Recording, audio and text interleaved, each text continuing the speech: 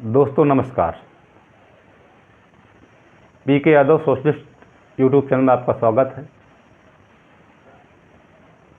इससे पहले मैंने जो वीडियो बनाया उसमें अपना इंट्रो दिया, बताया कि सोशल मीडिया से जुड़ने का मुख्य उद्देश्य क्या रहेगा और हमारे वीडियो कैसे रहेंगे, हम लोग किस दिशा में काम करेंगे। तो मैं आज उद्देश्य के तहत पहला वीडियो बनाने का काम करने जा रहा हूं।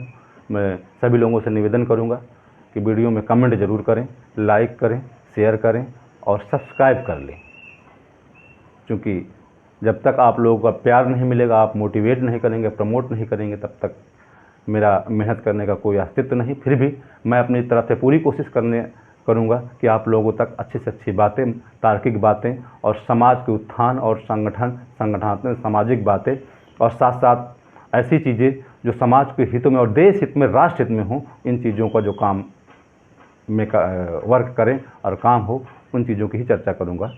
तो मैं आगे बात करना चाहता हूं आज ऐसे शख्सियत की जिसकी चर्चा पूरे देश नहीं दुनिया में हो रही है इस समय। तो उनसे मैं बहुत प्रभावित हुआ और समझा, मैंने देखा कि समाज में उनके प्रति कितना लगाव बढ़ता जा रहा है और चर्चा का विषय बना हुआ है। पत्रकार से लेकर के देश दुनिया के लोग उनकी ओर जो हाथ दिखा रहे हैं, हाथ फैलाए हुए हैं, उन चीज़ों के सक्सेस की बात करने जा रहा हूं। आप शायद नाम भी सुना होगा, सड़क से सांसद तक आंदोलन करने वाले व्यक्ति की बात करने जा रहा हूं, मिस्टर चंद्रशेखर रावण। ये कहा जाता है चंद्रशेखर आज़ाद उर्फ रावण के। इसके तथ्य भी हैं, इसकी कहानी भी है, इसके बहुत दिलचस्प घटनाएं हैं। इनके चंद्रशेखर आज़ाद के ये उर्फ रावण के जीवन की बहुत दिलचस्प घटनाएं हैं, बहुत आनंदित घटनाएं हैं। इन्होंने समाज के लिए बहुत बड़ा काम किया। मैं शुरुआती बात करने जा रहा हूं जिनका जन्म 3 दिसंबर 1986 सहारनपुर जिले, उत्तर प्रदेश के सहारनपुर जिले में होता है। छुटमलपुर छोटे से गांव में होता है और उनके पिता का नाम गोवर्धन दास और माता का नाम कमलेशा देवी। और बहुत ही होनहार रहे और इन्होंने शैक्षिक योग्यता में ला किया, यानी वकालत की पढ़ाई की। और वकालत पढ़ाई कर चूँकि वकालत पढ़ने के बाद इनको संविधान का अच्छा ज्ञान है और ज्ञान रहा, और इस वजह से इन्होंने, और सबसे बड़ी बात ये रही कि जब समाज में कहीं जाते देखते कि चूँकि एक ऐसे समाज से आते हैं, ऐसी बिरादरी से आते हैं जिससे कि इनको देखकर तकलीफ़ हुआ करती थी कि हमारे समाज के, हम भी तो उसी जीव हैं, वैसे मानव हैं, सब कुछ हैं, लेकिन इस समाज, दलित समाज का अपमान क्यों इतना झेलना पड़ता, अपमान क्यों सहना पड़ता है। क्योंकि हमारे भारत देश में ऊंच नीच का भेदभाव बहुत गहराई तक बैठा हुआ है, लोगों में ये भरा हुआ है। क्योंकि यहाँ ऐसी घटनाएं पहले हुई, ऐसे लोग पहले रहे, ऐसा नियम कानून चलता रहा जिससे कि इन चीज़ों का बहुत प्रचलन है। आज के 50 वर्ष पहले तो इतनी अजीब चीज़ें होती थी कि लोग रास्ते से, जो नीच, मतलब जिसे हम लोग ये कह दें कि दलित समाज, या कह दें कि ओबीसी समाज, या महिलाओं को अपने आगे बढ़ने का हक का अधिकार भी नहीं था, पढ़ने का अधिकार नहीं था। लेकिन बहुत सारे महापुरुषों ने उसमें लड़ाइयाँ लड़ी, आंदोलन किए और अपनी क्षमता का पूरा भरसक प्रयास किया, जिससे कुछ सुधार हुआ। लेकिन फिर भी अभी तक पूरी तरह सुधार नहीं हो पाया। उन चीज़ों को देख करके चंद्रशेखर रावण जी, जो इस समय नगीना सांसद हैं, उनके अंदर एक मलाल टीस भरी रहती थी, जिसको लेकर वो आंदोलन की दिशा में उतर पड़े। और सबसे बड़ा मुख्य रीज़न ये रहा कि 2016 फिर एक धीरे से इन्होंने संगठन बनाया जिसका नाम भीम आर्मी रखा, जिसका मुख्य उद्देश्य रहा कि गरीब लड़कियों के शादी में मदद करना और दान करना, आर्थिक और सामाजिक सहयोग के माध्यम से दान करना। लेकिन धीरे धीरे करते इनके अंदर एक बात आई कि जब तक हम अपनी बात सांसद से नहीं उठाएंगे, तब तक हमारी बात कोई सुनने वाला नहीं है। इस बात को देखते हुए चंद्रशेखर जी ने आंदोलन का हिस्सा बनाया और मुख्य रूप से उन्होंने ये सोचा कि जब तक आंदोलन सड़क से सांसद तक नहीं किया जाएगा, तब तक इसी बात हमारी कोई सुनने वाला नहीं। फिर आपको एक घटना बताता हूँ।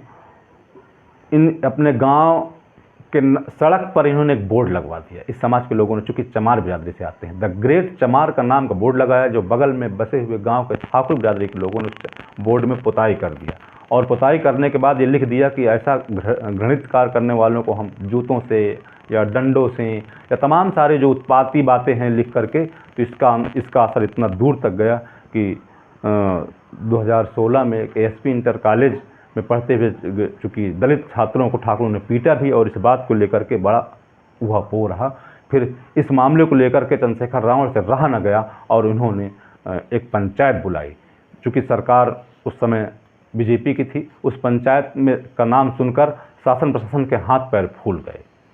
जब हाथ पैर फूल गए तो उनका पंचायत करने के लिए इनको अनुमति नहीं मिली। फिर भी चूँकि सोशल मीडिया का ज़माना है और व्हाट्सएप, फेसबुक, ट्विटर, तमाम जगहों से होकर के फिर भी लोग इकट्ठा होना चालू हुए। 2017 की बात है और उस आंदोलन हुआ जिससे बहुत सारी लड़ाइयाँ लड़ी। इसके बाद इनको जेल भी जाना पड़ा। इस 15 महीने जेल काटने के बाद तो जब आते हैं और ये कहते हैं समाज में कि हो सकता है कुछ ना कुछ केस बना करके सरकार मुझको फिर जेल भेज देगी, लेकिन ऐसा नहीं। फिर इसको जमानत मिलती है और 2000 धीरे धीरे करके जब इनके दिमाग में बात आई कि हमें यहाँ केवल आंदोलन करने से नहीं, अगर हम संसद में बैठ के सबसे ऊंची जगह में बैठ करके निर्णय लेंगे, अपनी लड़ाई लड़ेंगे, तो अपनी आवाज़ उठाएंगे, तो उसका परिणाम कुछ अलग होगा। अपने लिए कानून बनवाएंगे और ये जो ऊंच नीच भेदभाव का नियम है इसको ख़त्म करना चाहेंगे। हालांकि बाबा भीमराव अम्बेडकर ने अपने उसमें साफ शब्दों में लिखा है, समतामूलक समाज और सामाजिक संगठन कैसा हो, ऊंच नीच भेदभाव ना हो, सभी को अपना अधिकार स्पेशल है, सभी का वोट का अधिकार, तमाम सारी चीज़ें उन्होंने लिखा। लेकिन फिर भी लोगों में आज भी ये बात व्याप्त है कि जो दलित, पिछड़ा, आदिवासी, तमाम सारे ट्राइब के लोग हुए उनको स्पेशल थोड़ा से आरक्षण दे करके बाबा भीमराव अम्बेडकर साहब ने आगे की लाइन में लाने की कोशिश की, लेकिन फिर भी उसका असर अभी तक बाकी रहा और अब भी बहुत सारे ऊंच नीच भेदभाव। मैं एक चीज़ कहना चाहता हूँ, जब आज के हालात है तो मैं समझता हूँ बाबा साहब भीमराव अम्बेडकर के ऊपर क्या हालात रहेंगे। मैं तो उन्हें महान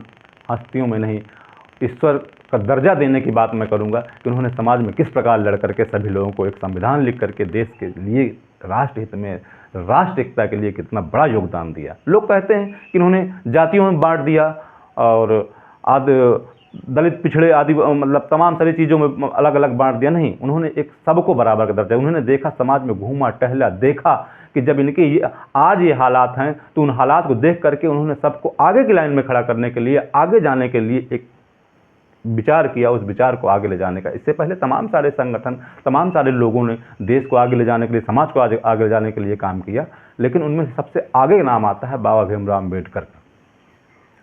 तो बाबा भीमराव अम्बेडकर ने संविधान लिखा, उसके तहत काम चालू किया चंद्रशेखर रावण।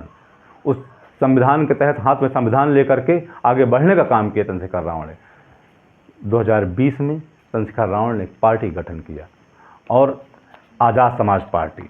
आज़ाद समाज पार्टी गठन करने के बाद इन्होंने आंदोलन करना चालू किया, पार्टियां करना चालू किया, लोगों के पास जाना चालू किया, देश विदेश, यहाँ तक कि राजस्थान, उत्तर प्रदेश, मालेगांव, तमाम सारी जगहों में अपने संगठन की पार्टियों का जो है मीटिंग चालू किया और लोगों को जागरूक करने का काम किया। यहाँ तक इतना चर्चा का विषय बन गए कि सबसे मजबूत व्यक्तियों में इनका नाम ठोस पत्रिका ने डाल दिया कि दलित में इस समय के सबसे मजबूत व्यक्ति में आते हैं मिस्टर चंद्रशेखर आज़ाद उर्फ रावण। और धीरे धीरे इनके दिमाग में बात घर कर गई, जब तक हम सांसद तक नहीं पहुंचेंगे तब तक हमारी बात कोई सुनने वाला नहीं है, हमारे लिए नियम कानून बनाने वाला नहीं है। इसके लिए फिर धीरे से इन्होंने कई पार्टियों को संपर्क साधा, लेकिन कहीं बात नहीं बनी। समाजवादी पार्टी के राष्ट्रीय अध्यक्ष अखिलेश सिंह यादव से और इसके बाद राष्ट्रीय जनता दल से भी संपर्क साधा, कांग्रेस संपर्क साधा, कहीं से इनकी बात नहीं बनी और अंततः अकेले चुनाव लड़ने का फैसला किया। ये इनकी जिद है जिसे हमें करना ही है, इसे कहते हैं अकेले लड़ना। लोग कहते हैं अकेला चना भाड़ नहीं फोड़ता, मैं कहता हूँ अकेला चना भाड़ ही नहीं बल्कि सांसद तक का सफर तय कर सकता है। मैं सैल्यूट करता हूँ ऐसे सक्सेस के, ऐसे व्यक्ति। और कल जब शपथ लेने की बात आई और सांसद में मैंने देखा, वीडियो में मैंने देखा कि आज मुझे सैल्यूट करने की इच्छा हुई ऐसे मजबूत इरादों वाले व्यक्ति का, ऐसे मोटिवेशनल व्यक्ति का जो समाज की नहीं को दिशा देने वाले और समाज को ही नहीं, नए जो नवयुवक, नए लड़कों को दिशा देने के लिए काम कर रहा है कि किसी बड़ी पार्टियों ने कोई सहयोग नहीं, किसी से कोई संगठन नहीं, कोई गठबंधन नहीं, फिर भी नगीना लोकसभा से 1,61,000 वोटों से चुनाव जीतकर, जो कि हमारे देश के प्रधानमंत्री बनारस लोकसभा सीट से केवल 1,51,000 वोटों से चुनाव जीतते हैं, उससे पहली बार चुनाव लड़ करके सांसद पहुंचने का सबसे बड़ी सांसद लोकसभा में पहुंचने का काम किया। और अब हम देखते हैं कि इस इतिहास में कैसे कैसे आगे बढ़ते हैं और अपने समाज, अपने देश और यहाँ तक कि ओबीसी, एससी, अल्पसंख्यक, आदिवासी, दलित जो भी है, माइनॉरिटियों का या महिलाओं का कितनी आवाज़ उठाते हैं, ये आगे की वीडियो में आपको बताऊंगा। जैसे जैसे इनका दिनचर्या, जैसे जैसे इनकी बात आती है, मैं आगे बताऊंगा। केवल चंद्रशेखर रावण की बात ही नहीं, मैं आगे तमाम सारे महापुरुष जो समाज को आगे ले जाने का काम किए हैं, जो समाज को आगे बढ़ाने का काम किए हैं, उनकी चर्चा भी करूंगा और मोटिवेशनल चीज़ें बताऊंगा, ऐतिहासिक चीज़ें बताऊंगा और शैक्षिक चीज़ें बताऊंगा, राजनीतिक चीज़ें बताऊंगा। तो इन वीडियो के माध्यम से आप तक जुड़ा रहूँगा। कृपया वीडियो को आप केवल प्रमोट करें, लाइक, शेयर और सब्सक्राइब जरूर करें। और इसी के साथ वीडियो का अंत करता हूँ। जय हिंद, जय समाजवाद, जय मूल निवासी, जय भीम।